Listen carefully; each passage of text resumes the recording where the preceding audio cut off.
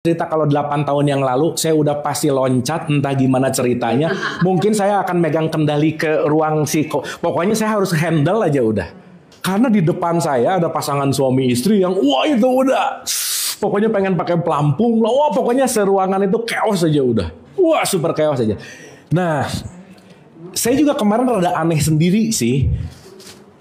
Di situasi yang genting ini kok nggak terlalu tegang-tegang amat ya gitu. Saya juga rada aneh sih kemarin gitu. Listrik mati, AC mati, kecepatan mulai pelan bu. Mulai masih jauh. Ini baru 10-15 menit. Dah ya, begitu itu, oh ya udah. Saya cuman bilang apapun yang terjadi ya udah sih. Toh kalau mati ya udah aja sih gitu. Kalau memang harus mati di sini ya udah aja. Ilmu ya udah itu menyelamatkan ternyata gitu. Ketenangan itu kunci dari semuanya bu. Udah nggak ada lagi. Udah bu. Tenang itu kunci dari semuanya. Dan ternyata ketenangan itu menular. Nular. Gini. Ketika saya belajar tenang, yang chaos ketika saya udah tenang, dia confident juga untuk tenang karena sayanya tenang gitu. Dan ternyata pas tadi mau chaos bu baru tahu nyampe Sabang si awaknya bilang barusan itu kita mau ngelewatin Palung. Ya jadi bu ya singkat cerita kita ini 1 inci dekat kesedot tadi itu.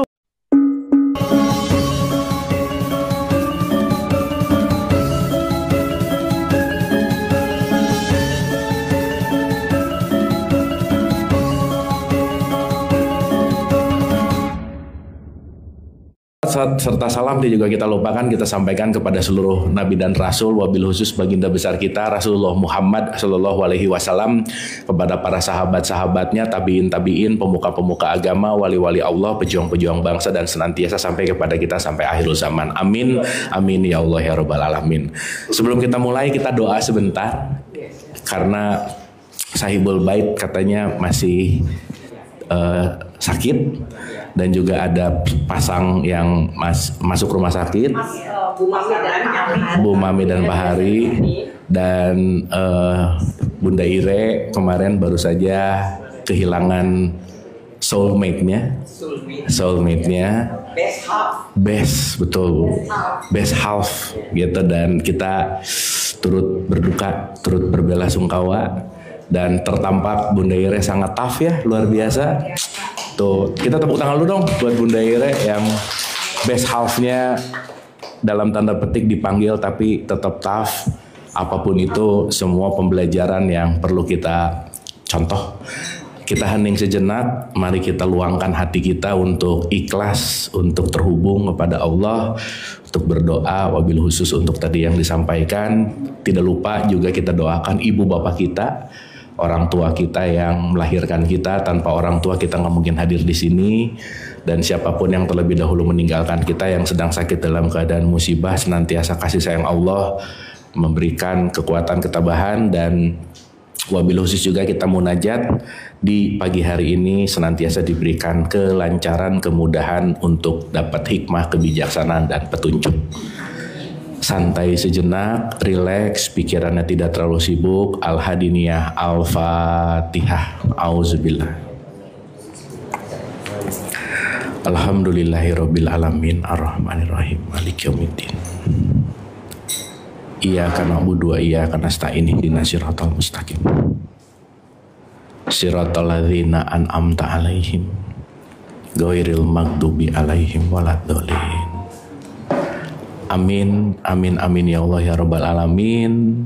Hatur nuhun, terima kasih senantiasa connect kita kepada Tuhan, kepada Allah, senantiasa doa kita dengan ikhlas. Ini akan menjadi silah rahim, jalan kasih sayang dan senantiasa yang terbaik untuk kita semua. Amin, amin ya Allah ya rabbal alamin. Hatur nuhun, terima kasih. Sehat semua ya? Alhamdulillah. Seperti biasa kalau cemal-cemilnya kurang boleh di top up dulu. Ya, cemal-cemilnya ada di sini, boleh di top up dulu. Oke. Hari ini kita akan melanjutkan pembahasan. Seperti biasa, saya tidak pernah bosan untuk mendisklaimer bahwa saya bukan mau menceramahi, bukan mau menggurui, bukan mau ngasih tahu, bukan mau lecturing, tapi kita bertumbuh bersama dalam belajar gitu. Setuju ya? Kakak-kakak semua ya, sharing. Kita sharing. Jadi please jangan ngerasa lagi dikasih tahu sama saya. Aduh, umur saya tuh sepertiganya umur kakak-kakak di sini ya. Bila saya baru 20-an kan gitu kira-kira.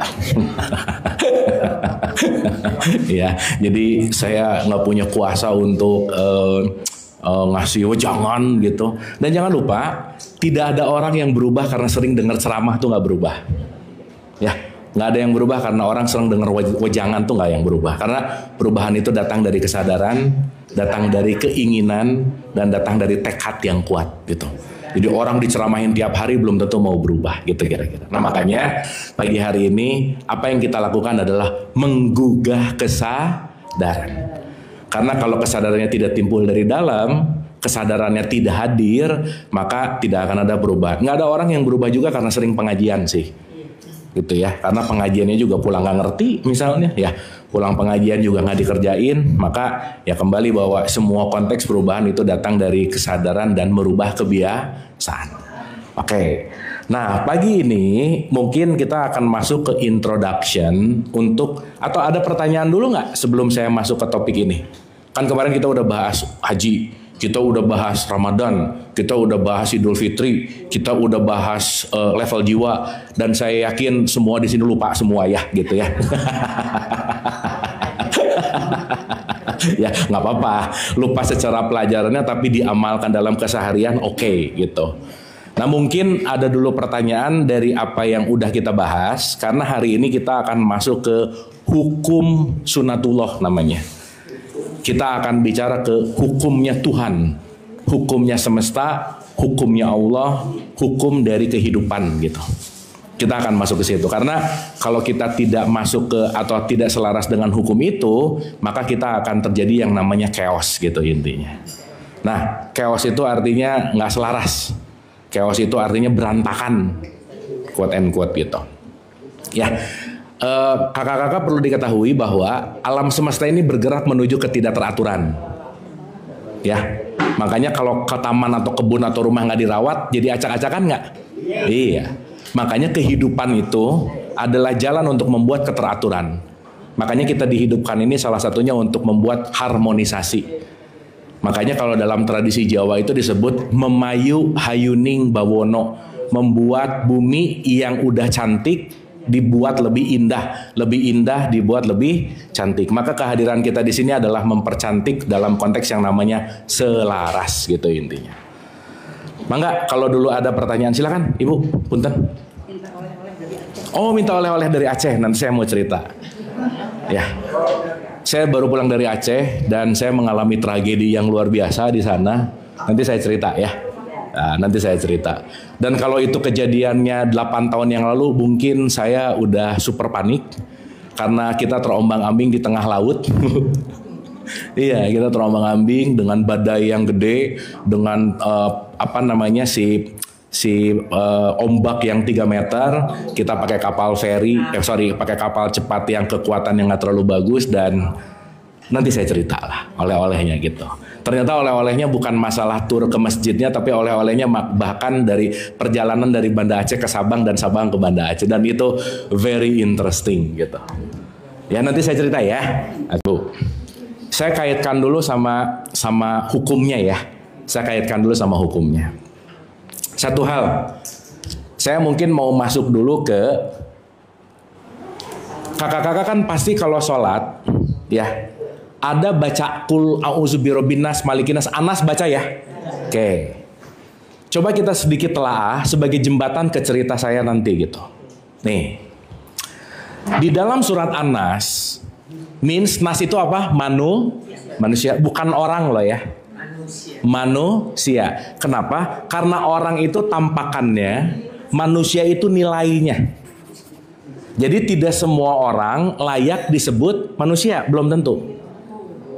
Ya, tidak semua orang layak disebut manusia. Kenapa? Karena orang itu hanya fisikal. Tapi manusia itu value-nya. Sedikit aja ini sebelum masuk ke cerita nih, supaya agak penasarannya lebih dalam dikit nih. Kalau kita sebutin yang namanya manusia, berarti itu sudah memiliki karakter nilai ilahiyah. Gampangannya begitu. Tapi kalau bentuknya kayak saya, tidak ada karakter ilahiyah, saya ini disebut orang yang nggak jauh beda sama binatang. Iya. Makanya di surat 7179 Allah sangat menyindir dalam tanda petik, kamu udah saya kasih pendengaran, penglihatan dan akal nggak dipakai, terus kamu sama binatang ternak bedanya apa? Contoh, oma-oma kalau kita ngomongin binatang ternak, si binatang ternak dibawa sama si masternya, ke kanan ikut ke kanan nggak? Ke kiri ikut ke kiri nggak? Ke depan ikut ke depan nggak? Berarti binatang ternak tidak memiliki self control, dia akan dikontrol oleh siapapun di luar dirinya. Betul? Berarti kalau kita marah gara-gara omongan orang lain nyebelin, kita jadi kayak binatang ternak nggak? Iya. Kita melakukan sesuatu gara-gara pancingan orang lain, tetangga beli tas ikut beli tas misalnya, tetangga beli ini ikut beli, akhirnya jangan-jangan kita nggak punya self control yang nggak jauh beda sama yang namanya binatang ternak. Itu namanya orang. Makanya yang namanya manusia, sosok orang yang sudah ada ilahiyah di dalamnya, gitu kira-kira. Sip ya. Makanya dalam bahasa Arab orang itu disebut basyar. Manusia itu disebut nas atau insan. Makanya nggak ada kata-kata basyar kamil, yang ada insan kamil. Ya, ini kita mudahkan lah, udah. Tapi pada dasarnya semua struktur apapun kita lagi belajar menjadi manusia. Kita ini lagi melakukan progressing dari orang, dari binatang menuju manusia setiap hari. Makanya tingkat yang paling tinggi dalam value kehidupan adalah kemanusiaan. Ya, kita semua manusia tapi kita dibedakan oleh orang. Kenapa? Karena orang ini nanti ada sekat. Sekatnya apa? Identitas, suku, bangsa dan agama dan ras dan seterusnya. Contoh. Kalau ketemu orang baru, teman baru, pasti pertanyaannya gini, Anda orang mana? Betul nggak? Nggak ada kalimat, Anda manusia mana sih? Nggak ada. Tapi yang ditanya adalah orang. Kenapa? Orang itu lebih berbicara kepada yang namanya identitas. Tapi manusia lebih bicara kepada yang namanya value atau nilai. Makanya jangan lupa, panji besarnya Islam disebut tauhid rahmatan lil alamin. Menghormati yang namanya kemanusiaan. Jadi maaf nih, kalau kita membenci orang lain gara-gara beda agama, berarti belum jadi manusia. Cocok Bu? Cocok. Kalau kita membenci gara-gara beda suku bangsa, berarti belum menjadi manusia. Nah, dan yang paling banyak terjebak di wilayah keorangan gitu. Nah, saya mau bicara dulu sedikit sebelum masuk ke dongeng nih cerita. Di dalam Anas, oma-oma, ada kata-kata kul a'udzu birabbin nas. Apa? Rob ya. Ini banyak yang saya telah. Orang Islam tuh nggak bisa ngebedain mana Rob, mana Malik, mana Ilah, mana Allah.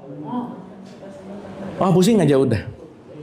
Ya, padahal di Quran itu ada kata-kata Robbinas, Malikinas, Ilahinas, dan ada kata Allah. Betul? Ya. Makanya doa tuh kadang-kadang ada yang di depannya Robbana Atina, nggak nyebut Allah di situ. Tapi ada juga doa yang disebut Allahumma Robbik Firli, ada Allahnya di situ.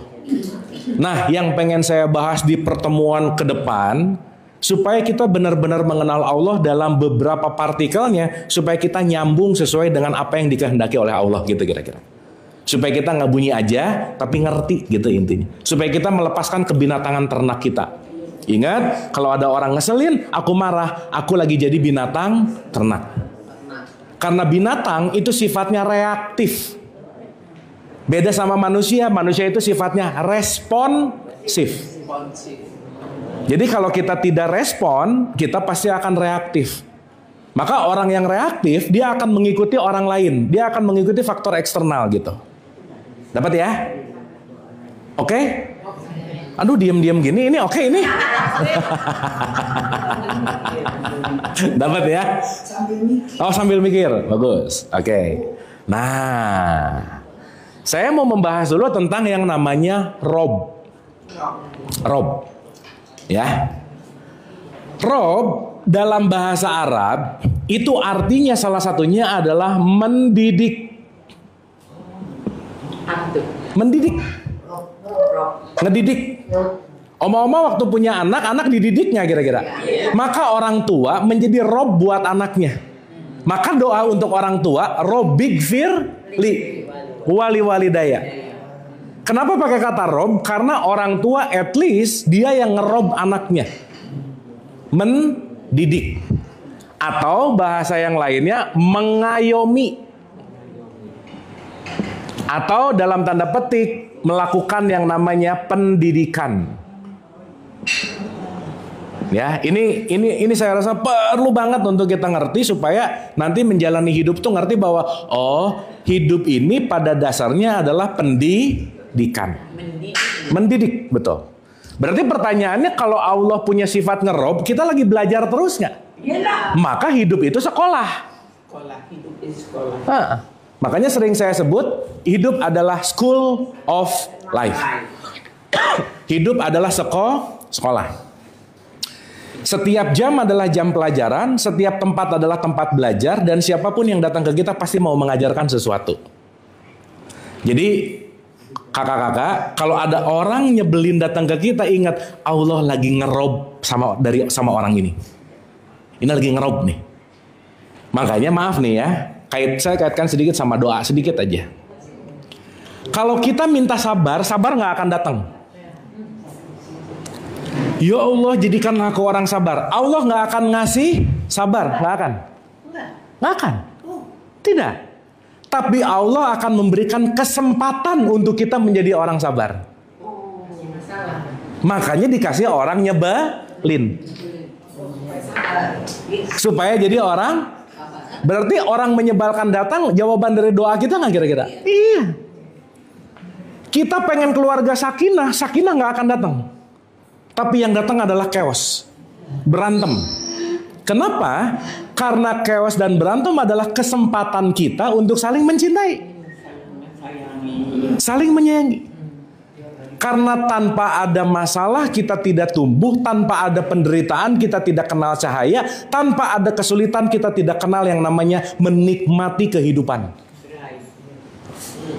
Sampai sini oke? Sampai sini oke?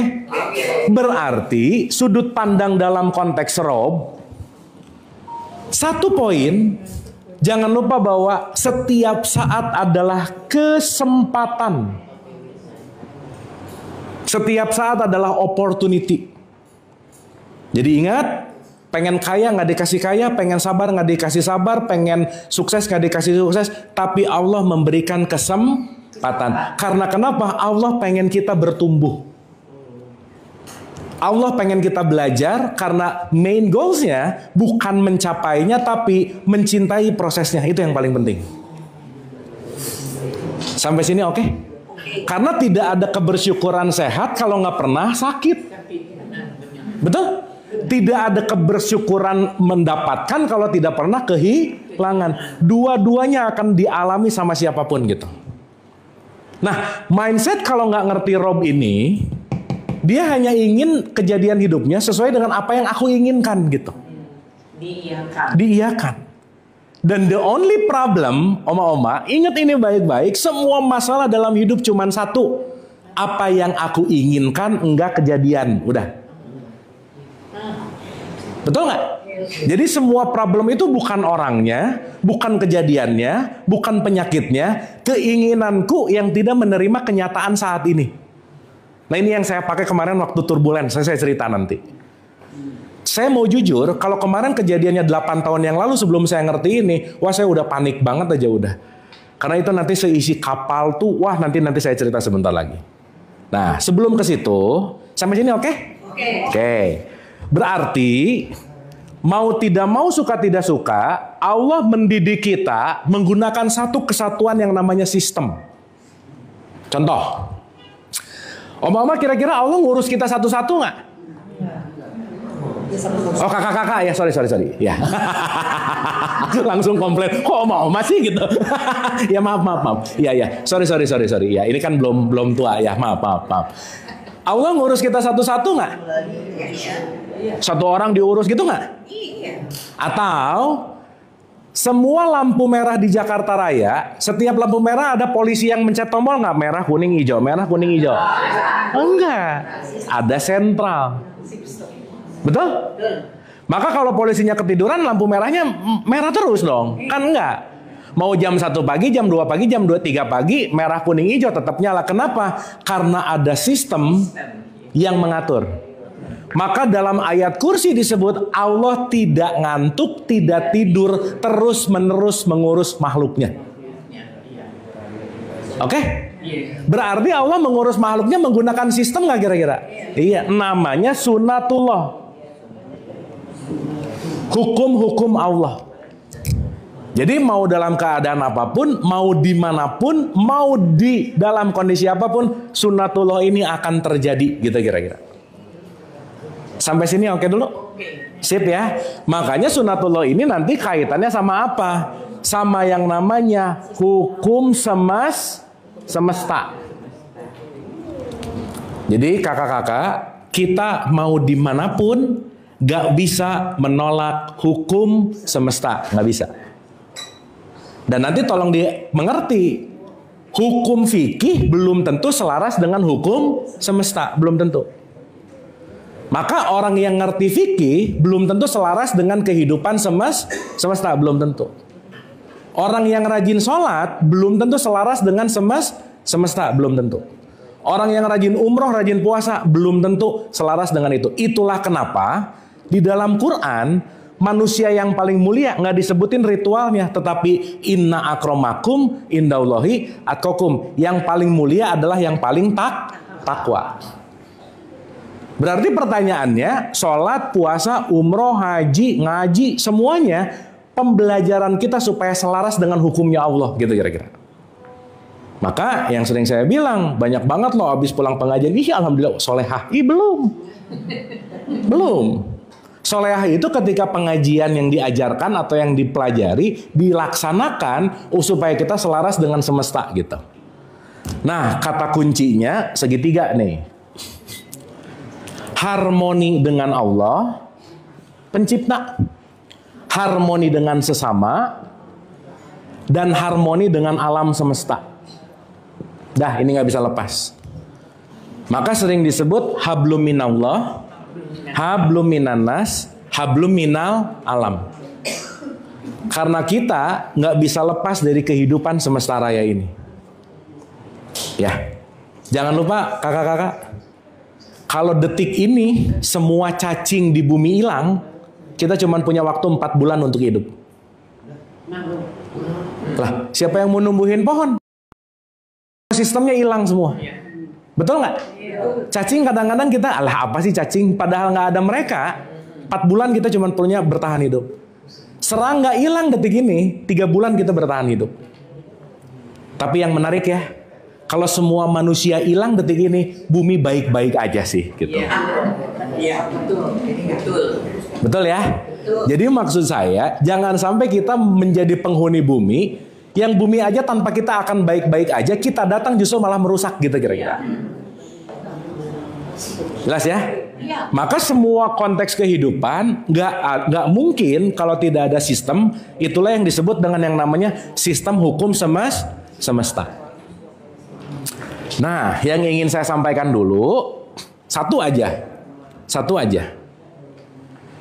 Hukum semesta yang paling bakal terjadi adalah semesta akan menyodorkan yang namanya kenyataan hidup. Atau kita sebut dengan yang namanya realitas. Dah. Seleranya Allah, seleranya alam, seleranya semesta, itu nggak ngikutin seleranya kita, enggak. Berarti bukan maunya kita, tapi kemauan kita selaraskan dengan keinginan semesta. Nah, kebanyakan orang bermasalah adalah seleranya kita dipaksain terjadi, sementara seleranya semesta nggak cocok sama keinginan kita. Udah gitu aja. Sip ya? Berarti poin yang paling esensial yang perlu kita sadari adalah gimana caranya kita selaras dengan hukum semesta. Nggak ada lagi. Nanti kita bahas satu-satu. Setidaknya ada 12 hukum yang perlu kita sadari. Nah, salah satu esensinya adalah Semesta tidak mengikuti keinginanmu, tapi kita yang perlu selaras dengan keinginannya semesta gitu. Makanya untuk mengenal hukum semesta terjadilah yang namanya agama gitu loh, Bu. Makanya agama itu dari kata a dan gamma. A itu tidak, gamma itu kacau. Jadi agama itu adalah bahasa gampangnya disebut harmoni. Makanya bahasa kerennya disebut kosmos. Kosmos itu artinya harmoni. Makanya ada metakosmos, mikrokosmos, makrokosmos, sudah aja. Ya, nah, contoh. Orang nanam cabe, keluar cabe nggak? Iya. Pasti. Hukum semesta nggak? Iya. Mau dia Kristen, Islam, Hindu, Buddha, nanam cabe, keluar cabe aja udah. Selesai. Jadi jangan sampai nanamnya cabe, doa, ya Allah keluarkanlah durian, berharap durian yang keluar, nggak bisa. Buah semangka berdaun. Itu saya nggak tahu sih ya, bukan angkatan saya ya. Cuman denger-denger aja sih gitu. Ya, dapat ya? Paham ya? Berarti ada hukum agama, ada hukum semesta. Orang menguasai hukum agama belum tentu selaras dengan hukum semesta. Belum tentu. Gitu. Sehingga nanti kita akan ngerti bahwa setiap hukum ini merujuk kepada apapun, maka sekali lagi agama adalah jembatan untuk kita selaras dengan semesta. Jadi bahasa gampangnya, kalau agama membuat kita tidak selaras dengan semesta, berarti jangan-jangan kita tidak mengambil esensi agamanya. Contoh. Oma-oma, kakak-kakak maaf ya. Kira-kira kalau ngomongin kemanusiaan, kalau beda cara beribadah, kira-kira perlu jadi ribut nggak? Enggak lah. Sekarang gimana sih ada beda agama kafir? Betul nggak, Oma? Beda agama, beda cara bid'ah. Sedikit beda neraka. Jadi seakan-akan yang paling surga tuh kita gitu. Betul nggak? Sehingga jangan-jangan merendahkan kemanusiaan tapi menuhankan agamanya gitu. Jelas ya? Maka di dalam Quran, orang yang menuhankan kelompoknya itu disebut musyrik. Hati-hati loh. Iya. Bid'ah sendiri artinya apa? Bid'ah itu adalah kreativitas, Bu. Nah, contoh. Jadi orang nggak boleh kreatif. Justru itu yang aneh. Bid'ah itu adalah sesuatu yang tidak ada pada zaman Nabi Muhammad. Letterlek artinya kreatif. Creativity. Tapi sementara orang selalu bilang bid'ah itu seperti sesuatu yang terlarang. Iya. Kenapa terlarang? Karena tidak ada zamannya Nabi Muhammad gitu loh, Bu. Nah sekarang saya tanya, maaf ya, emang handphone ada di zaman Nabi Muhammad nggak? Bid'ah dong. Banyak sekali nggak ada. Iya. Banyak dong sekali. Betul. Makanya kalau sekarang letterlek bahwa ini bidah, ini nggak cocok, ini nggak cocok, itu perlu dikaji ulang tentang pemahaman konteks esensinya gitu loh. Iyalah. Udah nggak usah jauh-jauh ya. Zaman kan. Maaf nih. Nih misal saya pegang kitab Al-Quran. Kitab. Sekarang saya tanya. Kitab Quran zaman Nabi Muhammad ada nggak? Nggak ada. Bidah nggak? Iya. Sebenarnya. Kan nggak ada. Semua yang nggak ada zaman Nabi. Semua yang nggak ada, secara letterlek bidah aja udah. Atau mungkin gara-gara beda sama kelompoknya, bidah aja. Gitu. Intinya gini lah oma-oma. Orang yang gampang membedakan orang lain, satu aja. Mainnya kurang jauh, udah gitu aja. Ya. Berarti dia sempit banget. Makanya kita disuruh pergi jauh, berjalan jauh, mengadakan perjalanan di muka bumi supaya apa? Ngelihat betapa luasnya apa yang belum kita ketahui gitu kira-kira. Paham ya? Itu traveling paling baik ya. Traveling itu good banget. Makanya kita disuruh bikin yang namanya perjalanan umroh dan haji misalkan. Salah satunya esensi perjalanan umroh dan haji bukan masalah pergi ke sananya, tapi kamu ngelihat betapa luasnya dan betapa banyak yang kita nggak tahu sih sebenarnya. Abu Waqqas Cina ya. Betul. Betul. Abu Waqqas. Makanya semakin kita jauh mainnya, semakin kita ngelihat bahwa banyak sekali perbedaan dan yang banyak sekali yang kita belum paham gitu kira-kira. Oke? Jadi pelajaran nomor satu dalam konteks pemahaman ini, kurangilah untuk menilai sesuatu yang kita tidak punya pengetahuan tentangnya. Udah itu yang paling penting. Mangga Ibu, silakan. Silakan. Boleh. Don't judge ya. Don't judge, Bu. Karena saat kita ngejudge, kita lagi ngerasa bahwa aku yang paling benar dari dia, gitu kira-kira. Padahal jangan lupa, setiap manusia, ini please remind, setiap kita punya yang namanya limit. Pengetahuan punya limit. Apa yang kita, silakan. Segala sesuatu bentuknya kita pada dasarnya punya limit. Gitu. Sip ya? Nah, dari konteks ini saya mau cerita nih ke kejadian kemarin. Kan tadi ditagih cerita nih, gitu ya, ditagih cerita gitu. Contoh. Saya ulang dulu ya. Segala bentuk kenyataan itu adalah sesuatu yang pasti perlu kita lampaui. Setuju dulu sampai sini? Sip. Jadi kakak-kakak, jadi pelajaran nomor 1, ingat kita punya limit. Yang kedua, gak ada yang bisa melawan kenyataan, itu nomor 2. Oke? Gak ada yang bisa melawan yang namanya kenyataan. Mau keyakinan sehebat apapun kalah sama kenyataan. Ingat, keyakinan kita belum tentu sesuai dengan kenyataan, belum tentu. Jadi sebaiknya kalau ada kenyataan, mending keyakinannya yang diberesin. Iya, jangan, aku sih yakin lah pokoknya. Kenyataannya gini, yakinin kenyataannya yang disalahin, jangan. Karena pada akhirnya yang akan menang dalam hidup kita adalah kenyataan. Nah, udah ya. Ceritanya dari konteks ini, dalam kehidupan keseharian kita, yang paling sering dikasih makan sama diri kita itu adalah keinginan atau ekspektasi. Keinginan. Pengennya kita tuh dikasih makan terus. Betul. Pengen ini harus ada, pengen ini harus ada, pengen ini harus ada. Sehingga kita ini overdosis keinginan. Nah, saking overdosis keinginan, bahkan kenyataan yang tidak sesuai dengan keinginan ditolak sama dia. Karena kenapa? Keinginanku ingin selalu menang dibandingkan dengan kenyataan. Sampai sini oke? Sip ya? Makanya kenapa kita ini terdoktrin banget dengan ketakutan, dengan keseraman, apalagi dalam teologis agama, itu banyak banget ketakutan-ketakutan yang terinstal dalam diri kita. Contoh. Kakak-kakak kalau dengar kata mati, banyak takutnya, banyak happy-nya. Takut, kenapa? Mati, masuk ke lubang kubur. Iya, kan kita dijejelin, mati ke lubang kubur, nanti ada siksa neraka, betul nggak? Padahal itu semua adalah narasi, cacing. Lah kalau udah mati mah apa urusannya sama cacing ya? Takut.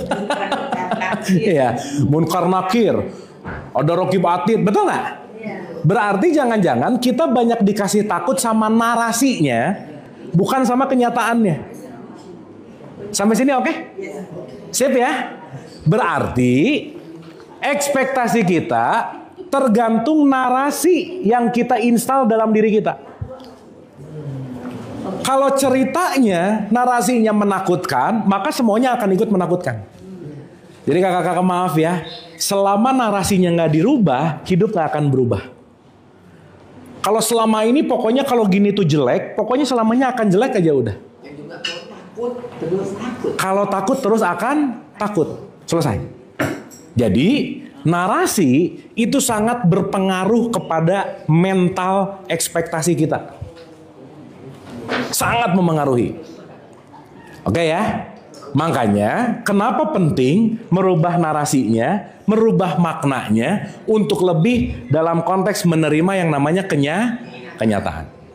Nah, saya mau cerita nih fakta baru. Ini hot from the oven cerita. Fresh nih. Fresh. Jadi beberapa hari yang lalu saya diundang ke Aceh.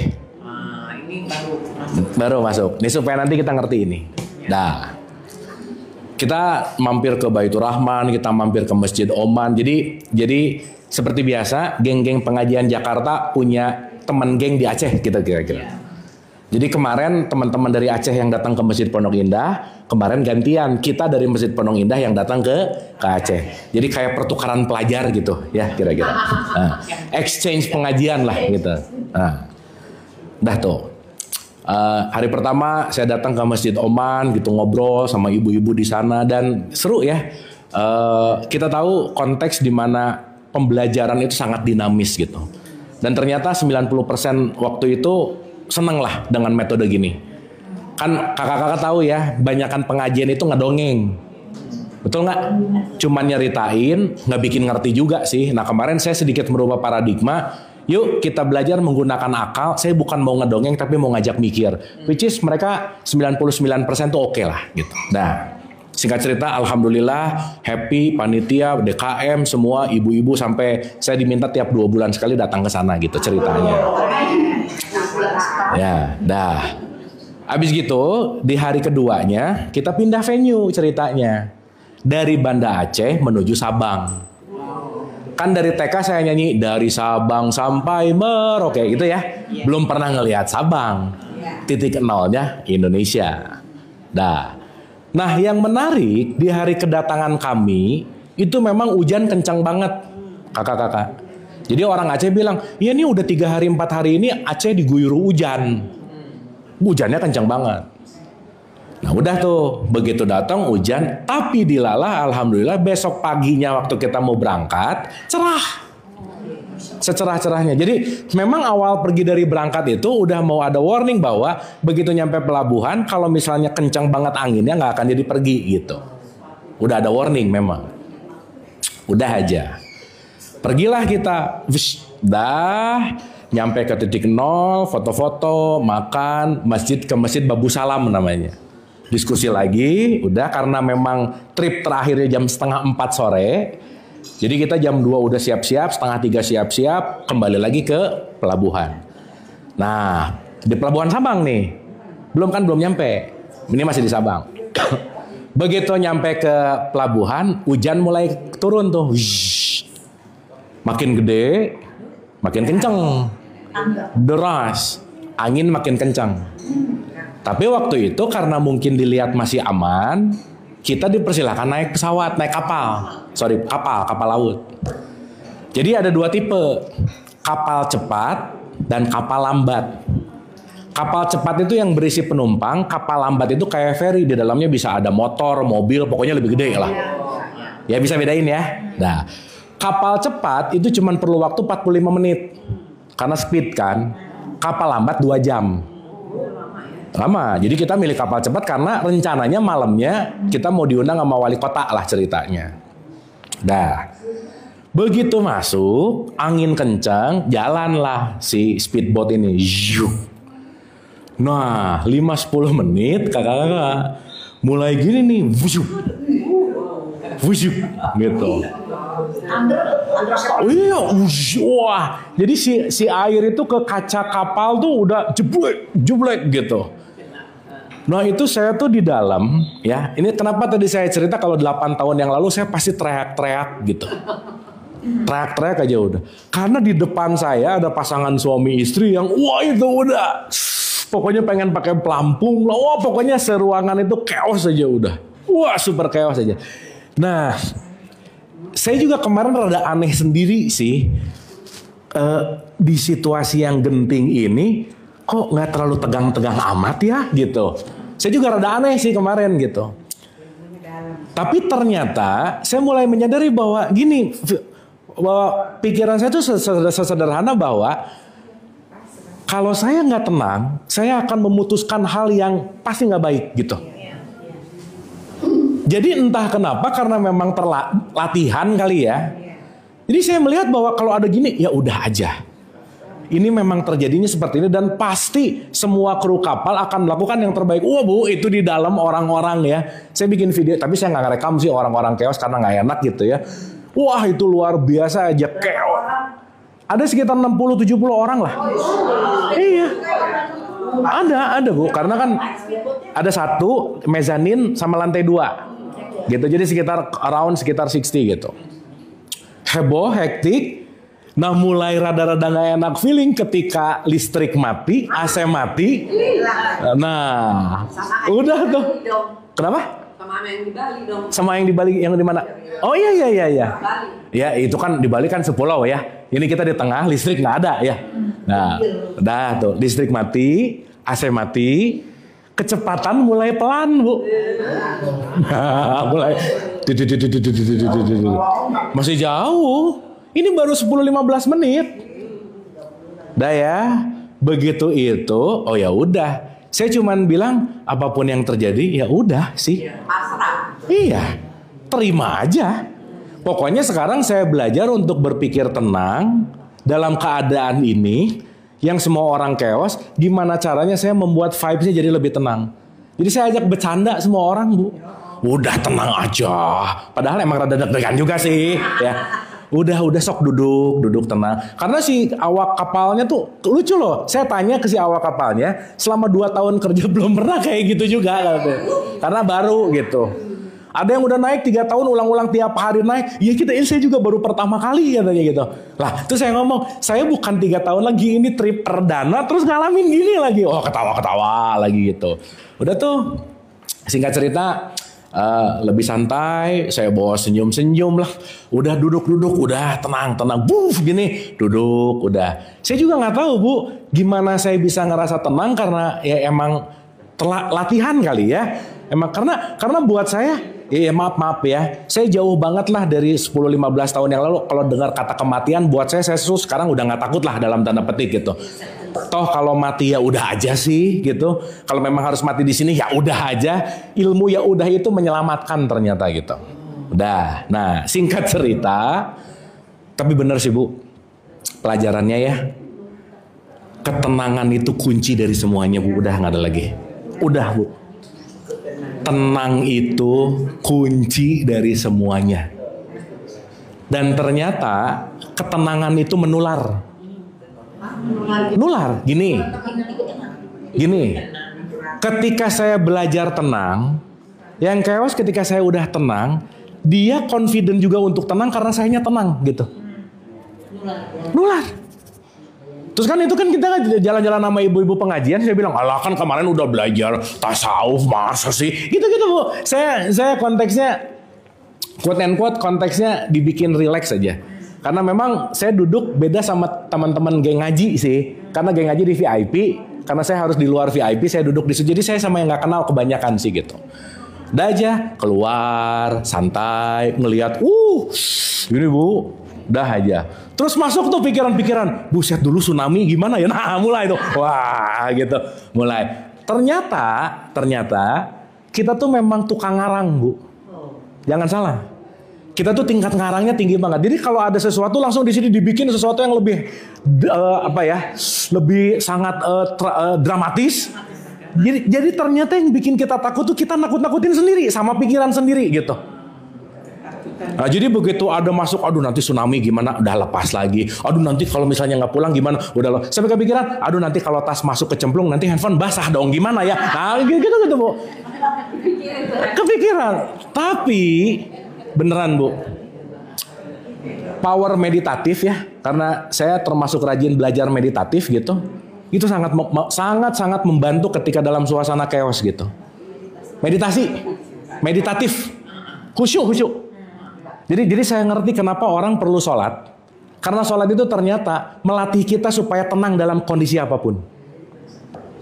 Jadi salah satu manfaat sholat adalah kita bisa khusyuk dalam keadaan apapun. Saya membuktikan itu kemarin di keadaan gini gitu. Dah, singkat cerita, begitu diterusin dipaksa maju, kapten kapal mengambil keputusan yang keren banget. Dia putar balik bu. Iya, karena hitungannya kalau udah lebih dari 3 meter, si kapal cepat ini bahan bakunya nggak terlalu kuat, nggak akan kuat ngelawan yang lebih tinggi dari itu. Jadi putar balik, sah. Udah. Pertanyaannya di tengah mau dilanjutin bahaya, putar balik juga ini kenceng banget. Tapi logikanya ke sini lebih dekat gitu. Wah itu si kaptennya top lah. Dan saya ngobrol sama awaknya kan, awak kapalnya top. Kenapa ngambil keputusan ya daripada nggak selamat katanya. Dan yang lucu itu ada teman dari Malaysia yang kita pergi jam 4, flight Banda Aceh ke Malaysia jam 6 sore. Jadi dia ngejar flight gitu. Dia panik, aduh nanti flight saya gimana? Lah dalam hati urusan flight mah nanti yang sekarang ini di sini gitu. Ya, bukan urusan flight, ini kita lagi di sini gitu. Di sini. Jadi saya jawab udah ya kita yang penting selamat, kita tetap hidup gitu. Mau urusan flight gimana urusan nanti lah gitu. Singkat cerita gitu. Nah, udah tuh terbalik, set. Nah, begitu putar balik kan udah lebih tenang tuh. Lebih tenang, nggak lama nyampe lagi di Sabang. Balik lagi. Jadi begitu nyampe Sabang, lega semua. Dan ternyata pas tadi mau kewas, Bu baru tahu nyampe Sabang, si awaknya bilang, barusan itu kita mau ngelewatin Palung. Oh iya. Palung itu adalah gini. Kalau di laut itu ada ceruk yang mendalam. Nah, yang mendalam itu namanya palung dan itu akan ada gelombang. Kalau melalui itu nggak kuat-kuat amat, kesedot ke dalam. Ya, jadi Bu ya, singkat cerita, kita ini 1 inci dekat kesedot ke tadi itu, gitu kira-kira. Nah, yang menarik lagi begitu nyampe, karena problem belum beres nih. Urusannya kan kita nggak nyiapin penginapan, nggak nyiapin apa, berarti kita terdampar di pulau. Jadi kayak filmnya Tom Hanks, Castaway gitu. Waduh, ini kita meskipun bukan terdampar sih ya. Nah pilihannya adalah masuk ke kapal yang lambat gitu. Begitu landing atau berlabuh, si panitianya cepet nyari, ya inti ceritanya kita dipermudah untuk dapat tiket dan akhirnya kita sampailah gitu intinya. Meskipun di kapal gede juga ternyata ombaknya kerasa gitu. Nah, apa pelajaran yang bisa diambil dari cerita ini dalam pengalaman subjektif saya gitu? 1, kakak-kakak. Ternyata pikiran kita jauh lebih mengerikan daripada kenyataan, itu nomor 1. Itu nomor 1. Pikiran kita adalah si tukang ngarang, si tukang mengada-ngada, si tukang membuat sesuatu yang lebih chaos. Ternyata pikiran kita sekali lagi jauh lebih menakutkan daripada kenyataan yang ada. Maka dalam perspektif ini, kalau kita ingat kita ini sebagai manusia yang punya manas, pikiran, perasaan, dan emosi, waspadalah terhadap pikiran kita, karena tidak semua pikiran harus diiyahin. Dah gitu dulu. Ingat, semua pikiran itu hanya easy come, easy go. Easy come, easy go. Kalau kita nurut 100% sama pikiran, berarti kita nggak punya konteks yang namanya kesadaran. Itulah kalau dalam tradisi Islam, kenapa kita perlu bersaksi. Apa itu bersaksi? Bersaksi adalah ketika kita menjadi kesadaran, untuk mampu melihat pikiran yang lewat, karena ketika kita mampu melihat pikiran yang lewat, kita mampu mengambil keputusan bahwa saya ngikutin pikiran ini atau enggak, gitu kira-kira. Sip ya. Jadi nomor 1, pembelajarannya adalah pikiran jauh lebih menakutkan dari kenyataan. Jadi pikiran membentuk ekspektasi, ekspektasi lebih besar dari kenyataan, itu yang akan membuat kita chaos gitu. Itu nomor 1. Yang kedua, Bu, kakak-kakak, yang kedua nih. Untuk kita bisa memutuskan dengan clear seeing, melihat dengan jelas, clear thinking, yang tadi saya cerita. Hal yang paling mahal dalam hidup adalah ketenangan. Ketenangan. Calmness, tenang. Jadi, untuk belajar tenang dalam segala situasi itu perlu banget ternyata. Ya nggak usah lagi ada di tengah laut kayak saya kemarin lah gitu. Lagi di mall, orang ribut atau lagi belanja, ada chaos apa, itu juga sangat dibutuhkan ketenangan-ketenangan. Apalagi ngelihat situasi yang kita nggak suka, ngelihat apapun konteks yang kita nggak nyaman, perlu banget ketenangan karena kenapa? Kondisi yang tenang akan menyebabkan keputusan yang lebih baik gitu kira-kira. Kakak-kakak maaf ya, saya mau ngomongin fakta nih. 98% keputusan kita terjadi dalam kondisi nggak tenang. Faktanya begitu. Karena 98% yang terjadi dalam diri kita keseharian, konteksnya adalah dalam keadaan kebiasaan. Sehingga keputusan itu dilakukan bukan karena ketenangan, karena kebiasaan. Aduh, Kak, itu kemarin ya waktu ngelihat ada ibu-ibu, bukan belum ibu-ibu sih, masih muda suami istri. Ya ampun, itu emang kayaknya punya trauma. Jadi waktu gini sedikit dia wow, langsung mati nih. Dan memang sih ternyata ketakutan semua manusia itu adalah kematian sih. Ternyata. Iya, mau ingat anak, mau ingat apa. Tapi yang paling ditakutin itu ternyata pelajaran nomor 3 adalah mati ternyata. Padahal ya. Punten pisan, mohon maaf. Hanya kematianlah yang akan mengembalikan kita 100% kepada Allah. Betul nggak? Iya. Tapi kenapa takut? Itu lucu. Ya saya juga baru ngerti ini 18 tahun sih. Ya baru ngerti ini, kan dulu juga sama gitu ya.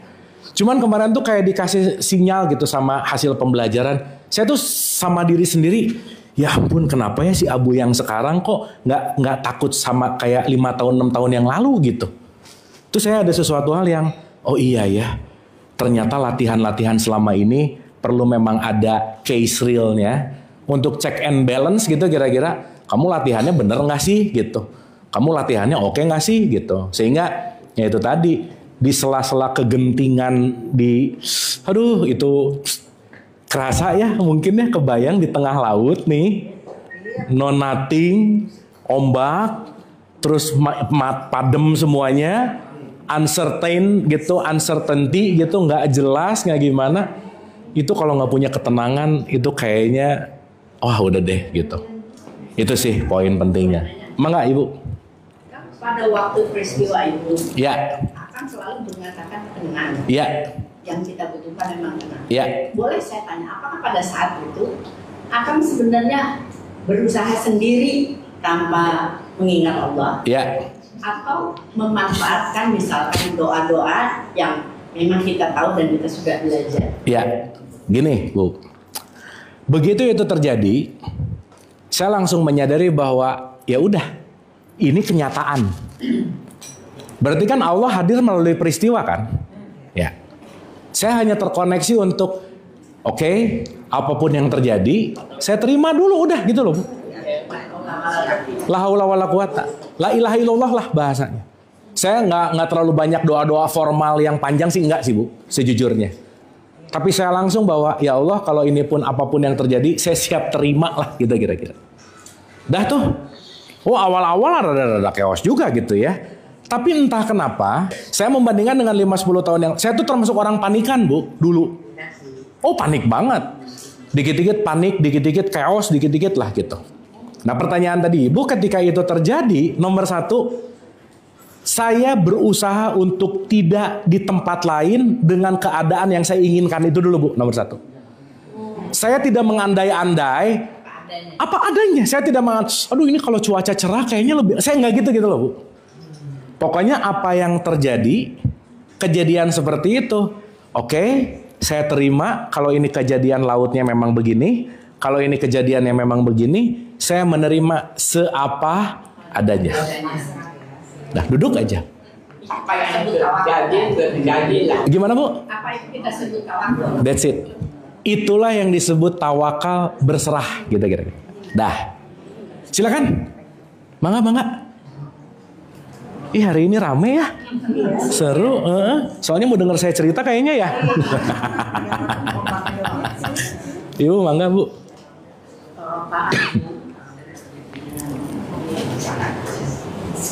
Silakan. Oke. Ini saya kalau gini punten ya agak kebelakangin. Nah. Jadi kakak-kakak, kalau kita ngomong bertawakallah kepada Allah gitu ya. Kalau doa mah gampang loh. Tawakal. Tapi justru yang tadi di awal saya cerita, saat saya pengen lebih tawakal, Allah memberikan kesempatan untuk tawakal dengan kejadian itu gitu. Dan saya ngelihatnya gini, oh ini pasti kesempatan Allah deh. Ini saya tuh sama Allah tuh friend ya, quote and quote ya. Friend tuh dalam artian gini, ini Allah apa sih? Nih, gimana nih? Dalam artian mau ngasih kesempatan apa sama saya dengan kejadian ini gitu. Sehingga satu, saya berusaha sih. Saya belajar tidak berburuk sangka sama apapun sama Allah gitu lah kira-kira Bu. Nggak mikir ini ujian, nggak mikir ini musibah, nggak mikir ini hal buruk gitu kira-kira. Ya Allah. Ya intinya begitu itu kejadian. Oke, pasti ini kesempatan nih. Ternyata kesempatan saya untuk quote and quote membuktikan pembelajaran tiap hari gini-ginian bener nggak sih gitu loh, kakak-kakak. Dalam artian, oh oke, dah. Dan yang lebih mengejutkan lagi, yaitu tadi, ternyata saat ketenangan itu kita capai, ingat nggak waktu di kelas kita belajar tentang skala jiwa, tenang itu kan ada di level hijau tuh, merah itu di level ngeluh, benci, iri, dengki. Ternyata saat di level ini, power kita tuh gede loh, kakak-kakak. Dan kita bisa menginfluence sekitarnya, once we calm, mereka ngelihat kita tenang, ikut tenang. Itu menarik loh. Jadi akhirnya yang super chaos, kan kebayangnya satu teriak, yang satu wah, yang satu gitu. Tapi begitu udah santai, relax, udah ternyata ya udah. Jadi pembelajaran utamanya tadi satu, pikiran kita jauh lebih menakutkan daripada kenyataan. Yang kedua, ketenangan itu adalah kunci. Ketenangan itu adalah kunci. Jadi kakak-kakak ya, ini tolong dilatih. Kalau ada apa-apa, mending tenang dulu. Karena ternyata kita sibuk melakukan sesuatu tanpa tenang, akhirnya wasting energi, energinya habis, wasting time, tapi nggak jadi problem solving gitu. Iya. Jadi kadang-kadang orang tuh mati-matian berusaha, lagi capek juga berusaha. Kalau lagi capek mending istirahat dulu sebentar, lebih getting clear, ngeberesinnya lebih benar. Dan kadang orang, maaf ya, perfeksionis dan terlalu menggebu-gebu, lagi dalam keadaan perlu istirahat, dia melakukan gitu misalnya. Jadi ternyata ya, diam sesaat itu jauh lebih baik daripada sibuk terus-menerus. Karena saat diam sesaat, kita bisa ngelihat segala sesuatu jauh lebih clear dari sebelumnya gitu. Dan itu yang saya alami di, ya kalau mau sebut, itu 1 inci, 1 inch away kalau bahasa kerennya, 1 inci menuju ke sedot palu, itu menakutkan sih gitu ya. Setelah dipikir-pikir lagi gitu, memang takutnya pas udahannya sih, pas turun, buset dah, barusan kita mau mati ya semua gitu lah kira-kira. Tapi kita ketawa-ketawa sih, habis gitu. Karena waktu melakukan ketenangan itu, ya. Itu dengan penuh kesadaran. Iya. Jadi itu otaknya dilatih untuk tidak lari ke mana-mana. Nice question Bu. 1 Bu. Begitu itu terjadi, saya cuman diem dan mengamati nafas dulu Bu. Nah, saya bikin nafas saya tenang dulu. Ibu-ibu tahu ya, tubuh salah satunya merespon bagaimana nafas kita bekerja. Contoh. Kita perlu tahu bahwa mekanisme tubuh ini adalah tubuh kita itu pabrik kimia. Jadi dia selalu mengeluarkan chemistry hormonal. Maka kalau nafasnya yang keluar pasti stres hormon, kortisol.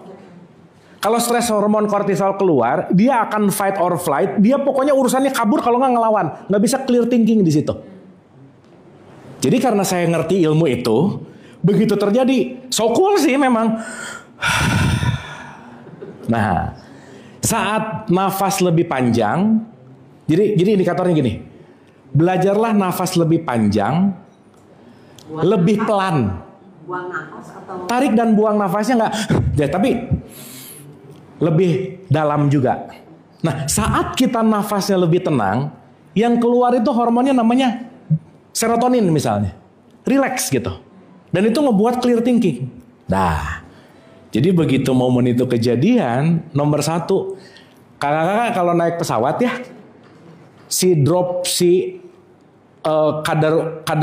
kadar turbulence, keluar masker, yang disuruh selamatin ibunya dulu, anaknya dulu.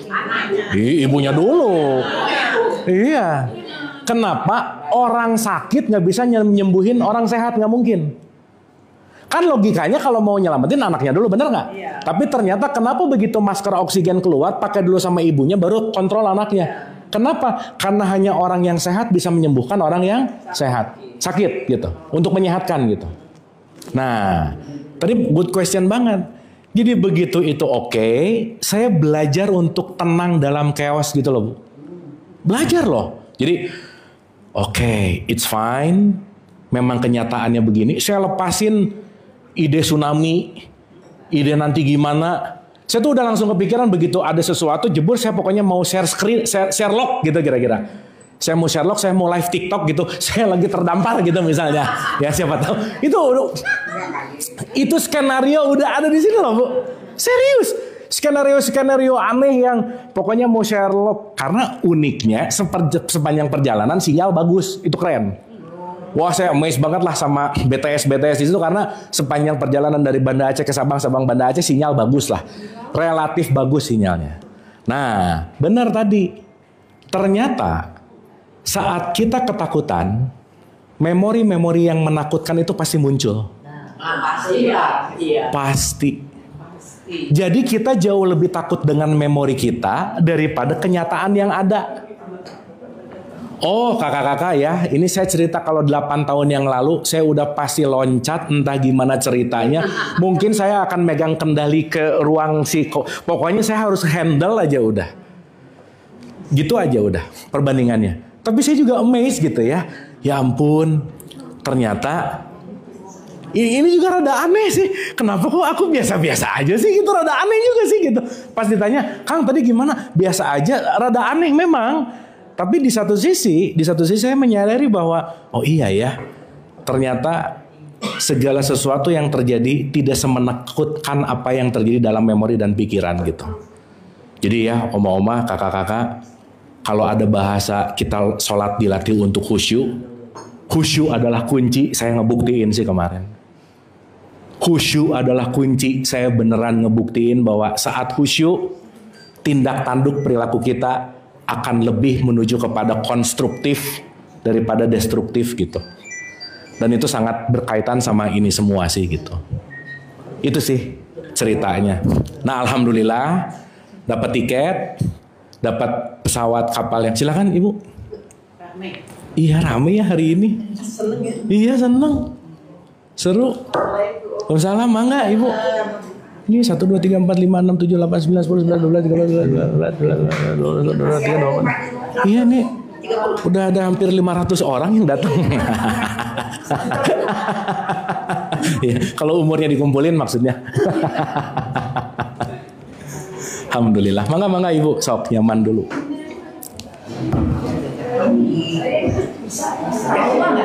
Kenapa? Nah, good question lagi. Ada pertanyaan trauma nggak? Justru sebaliknya. Sebaliknya. Saya mendapatkan penguatan bahwa kalau nanti mengalami hal yang serupa, udah siap gitu kira-kira. Lebih siap. Karena yang kemarin udah saya lalui, mau gimana pun step itu udah saya lalui gitu loh. Bu. Udah ada experience. Wah itu mah beneran ya. Beneran membuktikan bahwa kita semua hanya takut dengan ilusi. Udah gitu aja lah. Dah.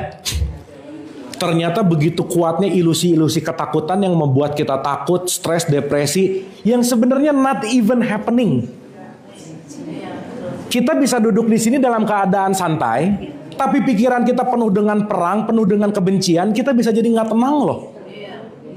Dan ternyata membuktikan bahwa otak kita gak bisa bedain mana kejadian nyata sama kejadian yang dipikirin. Contoh. Kan kita perlu bijaksana ya. Misal di hutan ketemu singa. Mentang-mentang tukang meditasi, meditasi jangan kabur dong. Kalau ketemu singa jangan meditasi, namaste, jangan. Karena ketemu singa kita perlu kabur, lari.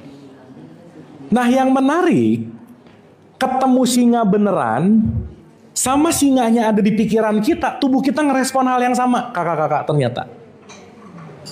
Jadi mau ketemu singa beneran atau kita mikirin singa yang ada di pikiran imajinasi kita, tubuh kita merespon dengan hal yang sama. Jadi sangat perlu banget untuk melatih tidak terjebak pada pikiran. Itu ternyata. Dan salah satu latihan untuk tidak terjebak pada pikiran namanya sholat. Apa sih sholat? Allahu Akbar. Tutup apa yang didengar, tutup apa yang dilihat, tutup apa yang dipikirin, hanyalah membuka hati nurani, kan begitu? Iya harusnya sih. Meskipun pada dasarnya kebanyakan nggak gitu sih. Suka lupa, betul nggak? Kebayang nggak? Lagi sholat aja lupa rokaat, berarti kan nggak serius-serius amat sholatnya.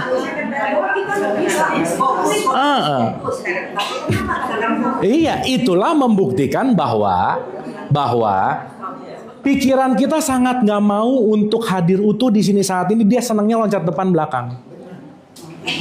Dan kakak-kakak maaf ya, ini fakta.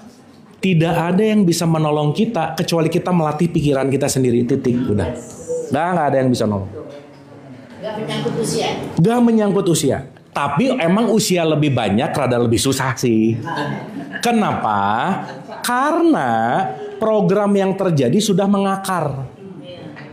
Jangan lupa loh, berpikir itu bagian dari habits.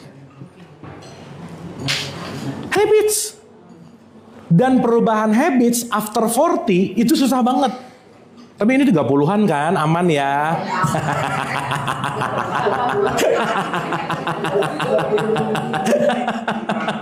Iya, ya. Makanya jauh lebih effort di usia 30-40 ke atas. Makanya kenapa life begin at 40? Karena 40 itu kristalisasi karakter. Iya, saat 40 karakternya A, cenderung sampai 80 A terus tuh.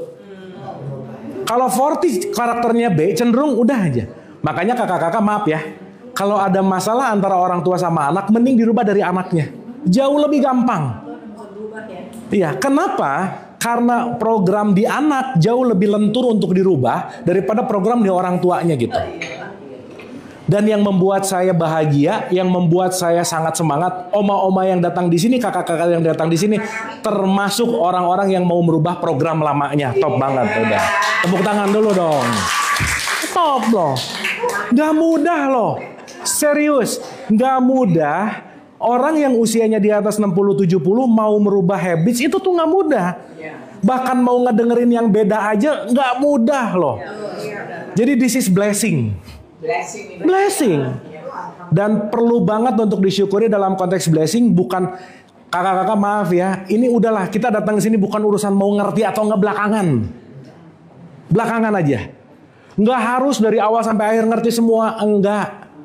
Tapi at least dalam 1 jam, 1 jam setengah ini kakak-kakak nggak sibuk sama pikirannya, nggak sibuk sama emosinya, nggak sibuk sama permasalahannya, betul nggak? We are resting dalam 1 jam ini. So-so-nya happy gitu. Ini urusan mau ngerti mau nggak belakangan nggak apa-apa ya. Tapi dalam 1 jam, 1 jam setengah ini kita nggak terlalu sibuk dengan dunia luar gitu loh maksud saya. Dan kalau nggak gitu nggak bisa. Gimana Ibu punten? Tadi pagi saya ketemu dengan Romo Yusuf Daud. Oke. Relate banget dengan ini. Romo Yusuf ngajarin 4-7-8. Iya. 4 narik nafas. 7 tahan. 7 ditahan. Hitung 8 melepaskan. Dan itu kalau dilakukan tiap hari, tiap pagi, tiap bangun tidur, kita akan jadi kayak Kang Abu. Betul, Bu. Betul. Dan itu kalau nggak dilatih nggak bisa. Nggak bisa. Sangat nggak bisa. Dah, daripada cerita terus, mending kita nyobain, boleh nggak? Ah udah. Supaya nanti kakak-kakak kalau lagi dalam keadaan stres, panik, pakai jurus ini. Dah, ini jurus yang saya pakai waktu kemarin, dan jurus yang saya pakai dalam keadaan chaos. Ini jurus yang saya pakai. Mau coba nggak? Oke, nah. Syaratnya duduknya boleh lebih tegak sedikit. Santai aja, relax. Oh sih, Kenapa tegak? Karena kalau tegak tuh tulang belakang kita lurus. Tulang belakang ini adalah reservoir energi. Jadi kalau tulang belakangnya lurus, energinya bagus. Oke. Siap ya? Ini saya sebut 1 second healing. 1 detik menuju kepada perbaikan. Karena ini very shortcut, saya bisa cerita secara historikalnya, saya bisa cerita secara penelitiannya, tapi mendingan dialami dulu gitu kira-kira. Ya, rumusnya 3. Ingat ini baik-baik. S, S, P. S, S, P. S yang pertama santai. S yang kedua senyum.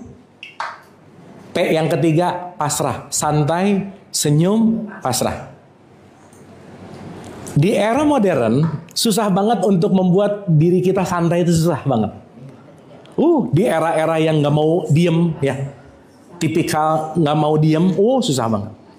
Oke, nah sekarang gini kakak-kakak, duduknya boleh tegak, santai, kacamatanya kalau boleh dilepas supaya nggak berat.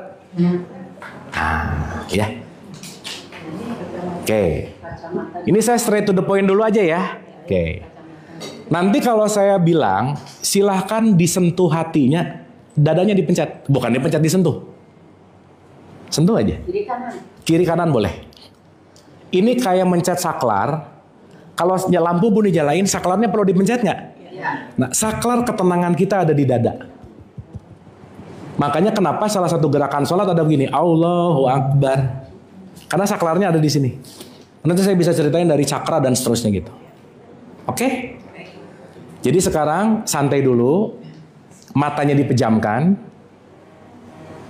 Sok dipejamkan. Tarik nafas perlahan. Dibuang perlahan-lahan. Perlambat nafasnya sesuai dengan kesanggupan masing-masing. Karena saat nafas diperlambat, kita lagi memberikan sinyal ke tubuh kita, sinyal untuk mengetahui, untuk diketahui sama tubuh bahwa aku baik-baik saja. Nah, perlahan tangan kanannya boleh menyentuh hatinya. Gitu. Dan silahkan tersenyum manis lepas, senyum aja. Matanya dipejamkan, senyum. Oh ini irit-irit gini senyumnya, senyum. Senyum aja, lepas. Nah gitu, senyum. Ayo senyum, lebih senyum lagi. Nah gitu. Rasain deh, semakin senyum, semakin lepas, semakin senyum, semakin ringan, senyum. Dan saat kita senyum, kita lagi membuat pikiran kita nggak loncat depan dan belakang. Ayo senyum. Nanti kita ngerti betapa dahsyatnya senyum. Nah gitu. Senyum manis lepas, santai dan rileks. Dan pertama-tama hadirkan rasa terima kasih kepada Allah. Ya Allah, terima kasih. Terima kasih kepada tubuh kita yang mungkin udah lama gak disapa, yang mungkin udah lama gak diajak ngobrol. Terima kasihlah kepada tubuhnya. Wahai tubuhku, terima kasih. Telah setia dalam seumur hidup ini menemani aku dalam perjalanan hidupku, di mana tubuh ini gak pernah tidak untuk selalu melayani kita sepenuh hati, sedalam jiwa. Terima kasihlah kepada dirinya.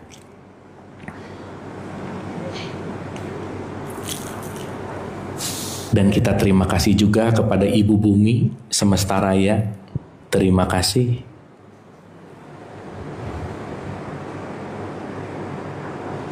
Diulang-ulang, terima kasih,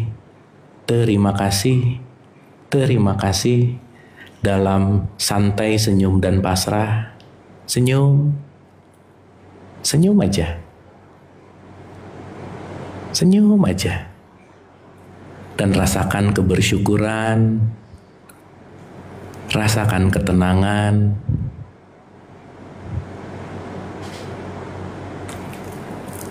Wahai jiwa-jiwa yang tenang, istirahatlah. Izinkan kakak-kakak untuk mengistirahatkan dirinya. Istirahatlah dari kecemasan. Istirahatlah dari ketakutan. Istirahatlah dari kegaduhan. Istirahatlah. Bersyukur, berterima kasih.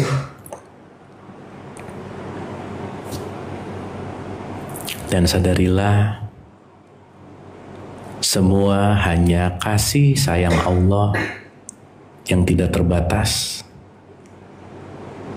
yang berkelimpahan, tidak pernah terhenti. Dan silahkan nikmati keheningan ini yang boleh jadi selama ini kita merindukan keheningan, merindukan diri sejati yang hanya bisa ditemukan dalam keheningan.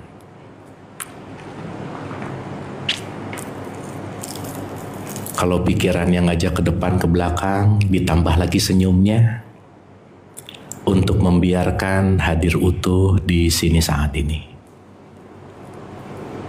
Tanpa kata-kata, niatkan saja, bilang aja ke jiwanya, wahai jiwaku yang tenang, istirahat, resting, istirahat. Just smile, senyum lebih lepas lagi. Dan rasain deh waktu kita senyum hati itu kebuka. Waktu kita senyum hati terbuka lebih lepas.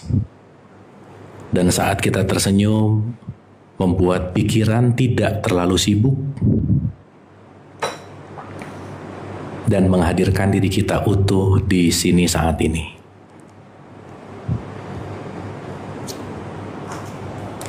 Santai dan rileks,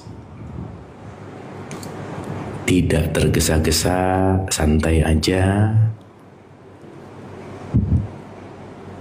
Istirahat, istirahat. Izinkan jiwanya istirahat, dirinya istirahat.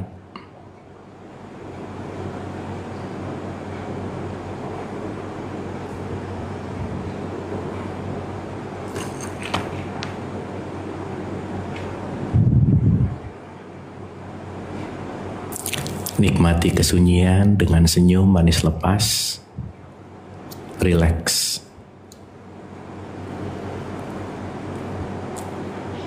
Tangannya boleh dikembalikan ke pangkuan, kalau pegel nggak apa-apa supaya lebih rileks. Tapi lebih bersyukur, berterima kasih.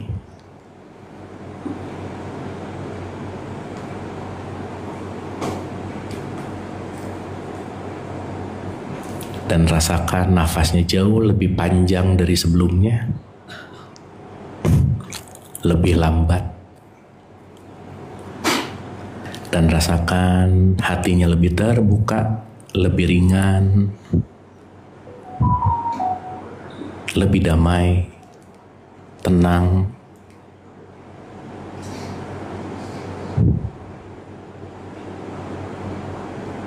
Dan nikmatilah saat-saat ini, di mana boleh jadi saat-saat ini adalah yang dirindukan, dicari,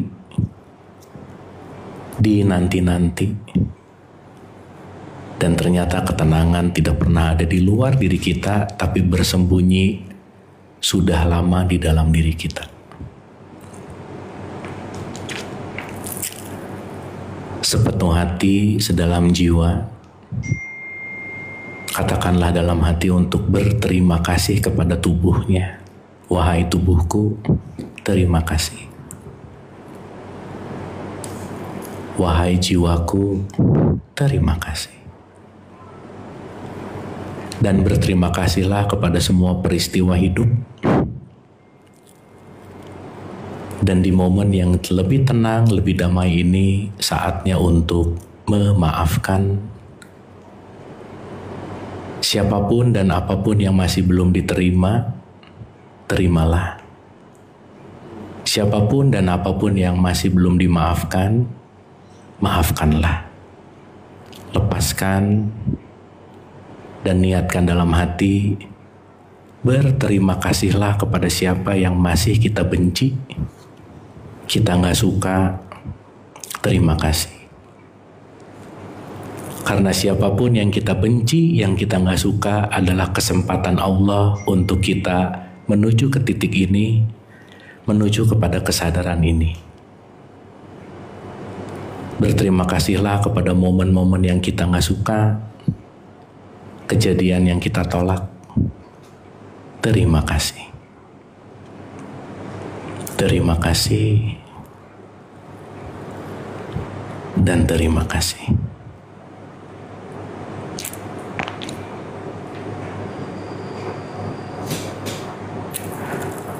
Penuhi syukur yang mendalam. Lepaskan semua penyesalan, merasa bersalah. Lepaskan aja. Hanya bersyukur, berterima kasih.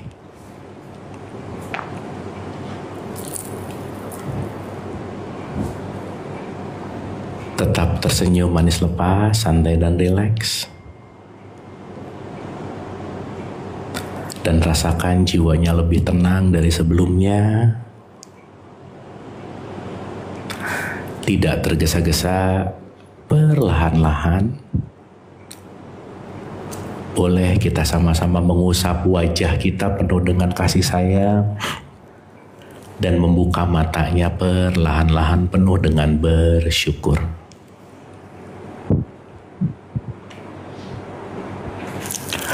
Dan boleh saling memeluk teman sebelahnya untuk berterima kasih dan memaafkan. Silakan.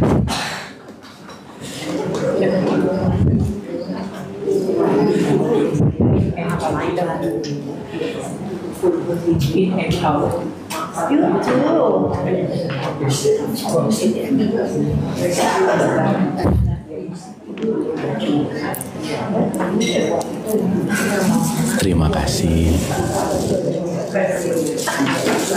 Ada feel calming nggak? Iya. Nah, kakak-kakak, saya pribadi ya secara subjektif kalau lagi chaos saya nyari tempat yang santai, bentar, udah. Bentar, connect, udah. Ya terutama lagi sholat sih ya. Sholat itu kan one of the best gitu.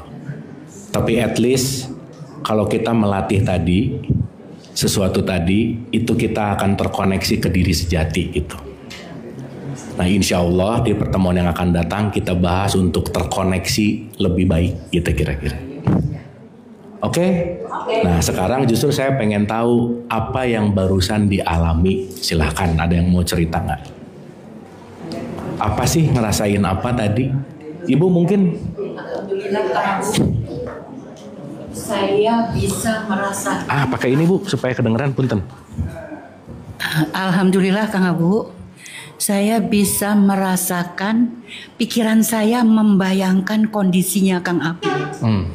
Pada saat panik dan saat begitu gelombang yang gede sekali, di mana Kang Abu bisa keluar dari situasi itu, lalu duduk diam, terus tarik napas, mengamati ruh dan nafasnya naik, ditahan di atas, kemudian turun ke bawah.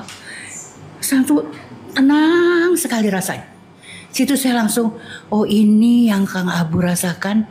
Sekarang kita diajari untuk ikut merasakan, experiencing that. Dan saya terima kasih sekali karena nyambung betul ini pembicaraan dengan tadi Romo Daud, sekarang Kang Abu, semuanya tentang ruh dan nafas kita. Dan pembelajarannya Allah itu begitu hebatnya sampai Kang Abu begitu kejadian langsung bertanya, dia mau ngajarin apa sih sama gua? Itu. Jadi instead of panik tapi mikir dulu, kesadaran itu bikin Kang Abu karena sudah terlatih udah berapa belas tahun Kang Abu begitu. Kang Abu nggak ngelihat monkey mindnya, tapi justru what am I going to gain from this experience? Yes. Itu actually. yang saya sangat bersyukur bahwa saya datang sekarang ikut dalam perjalanan spiritual soul-nya Kang Abu. Matur nuwun, atur nuwun. Wah keren banget. Kita tepuk tangan buat Bu Tisi. Atur nuwun, Bu Dokter. Wah luar biasa. Ada feel good nggak, Oma? Enak ya? Iya. Nah itu kalau dilatih itu akan ngebuat gini. Kalau jalan pagi itu kan biological muscle kita yang lagi dilatih. Tapi saat kita melatih meditatif tadi, kita lagi melatih mental muscle kita. Latihan sehari, nggak usah lama-lama, sehari 3 menit aja. Cek bulan depan tingkat ego, marah, benci turun pasti, sok dicek. Ya, karena kalau kita udah terlatih di ranah meditatif, kita akan melihat segala sesuatu itu hanya aliran, aliran, dan aliran. Dan jangan lupa nih, ini satu message dari guru saya keren banget. Dia bilang gini, Abu, mau orang punya Lamborghini ke, mau punya villa di Bali ke, mau rumahnya segede apa, kalau nggak punya nafas dia tetap di kafani. Betul nggak? Artinya nafas ini adalah the great power of living. Yang kadang si nafas ini kita tidak terlalu aware. Nah, so kakak-kakak, saat chaos datang, satu kunci pas yang bisa mudah kita pakai adalah kembalilah ke nafas. Just be relax, tarik nafas. Itu yang sangat work. Saya bicara teorinya, saya bisa ceritain, historicalnya saya bisa ceritain, dan yang paling pasti udah saya alamin secara subjektif, secara pengalaman gitu. So hopefully cara ini works buat kakak-kakak. Saya rasa, maaf ya, bukan masalah usia, tapi masalah keterampilan itu yang penting. Karena keterampilan itu bukan ada konteks dalam wilayah bertumbuhnya usia, bukan. Karena terampil itu karena kita sering melatih. Dan latihan itu yang akan membuat kita terbiasa gitu. Dan saya rasa mudah-mudahan pembelajaran pagi hari ini, we back to our true source. Wah, itu keren tuh. The true source gitu. Karena our true source itu bukan masalah tubuh fisik, bukan masalah jiwa, tapi Allah itu sendiri. Dan nanti kita akan membuktikan bahwa ternyata Allah itu sangat dekat. Untuk mengaksesnya nggak perlu jarak, nggak perlu ruang tertentu. Untuk mengaksesnya hanya perlu yang namanya wukuf, atau yang disebut dengan yang namanya diam. Nah, hanya dalam kesunyian, ketenangan, keheningan itulah kita bisa dalam tanda petik berjumpa dengan Allah gitu kira-kira. Oke? Sip? Dapat something hari ini? Dapat ya? Ingat ya, segala bentuk pikiran kita jauh lebih menakutkan dari kenyataan. Jadi kalau pikirannya mulai tenang, relax dulu. Santai, senyum, pasrah. Makanya Nabi Muhammad bilang senyum itu sedekah. Karena waktu senyum, seenggaknya serotonin keluar. Jadi kakak-kakak pulang dari sini belajarlah senyum. Kalau boleh pakai masker juga nggak apa-apa sih ya. Soalnya kalau senyum-senyum sendiri bahaya sih. Jangan magelo. Oke ya, get something ya. Alhamdulillah, terima kasih. Hari ini peserta banyak, boleh tepuk tangan dong. Luar biasa.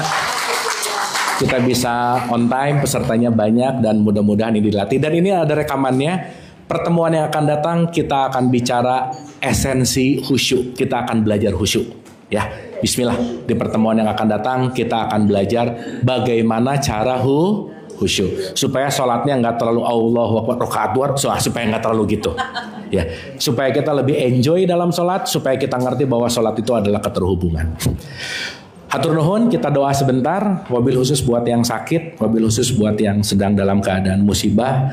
Kasih sayang Allah selalu memberikan kekuatan, dan terima kasih ibu-ibu, kakak-kakak yang sudah hadir. Senantiasa apapun yang dialirkan hari ini menjadi bahan untuk kita perenungan, membuat value kita jadi jauh lebih baik dari sebelumnya.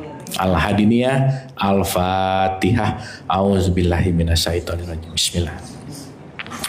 Alhamdulillahirabbil alamin, arrahmanirrahim, maliki yaumiddin. Iyyaka na'budu wa iyyaka nasta'in, ihdinas siratal mustaqim. Siratal ladzina an'amta 'alaihim ghairil maghdubi 'alaihim waladdallin. Amin. Allahumma rabbighfirli wa liwalidayya warhamhuma kama rabbayani shaghira. Rabbana atina fid dunya hasanah wa fil akhirati hasanah wa qina adzabannar wa adkhilnal jannata ma'al abrar. Ya Aziz, Ya Ghafar, Ya Rabbal Alamin. Subhana rabbika rabbil izzati amma yasifun. Wassalamun ala mursalin. Walhamdulillahi rabbil alamin. Amin, amin ya Allah ya Rabbal Alamin. Terima kasih kakak-kakak semua, tetap sehat dan bahagia.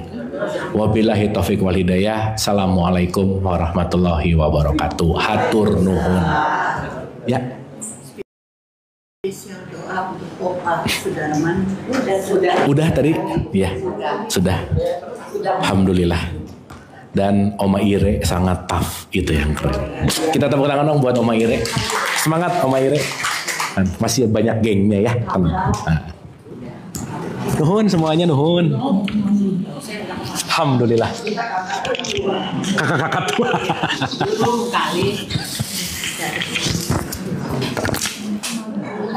Nuhun, nuhun. Ya, ini boleh dadah-dadah dulu, dadah. Tuh, ini geng-geng masih anak-anak lah ya. Tuh, ini Gen Z banget nggak tuh ya? Ya, dicoba. Rujak Aceh terbaik memang. Iya.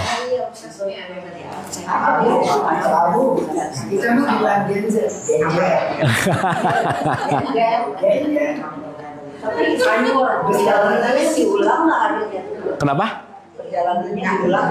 Kemana? 2 bulan lagi. Kan balik ke Sabang, pakai kapal gede, balik ke Banda Aceh. Jadi Tetap. Makanya saya ada di sini sekarang. Yang tadinya tujuannya kemana? Ke Banda Aceh. Oh, ke Banda Aceh. Sama. Sampai ke Banda Aceh. Sampai akhir. Alhamdulillah.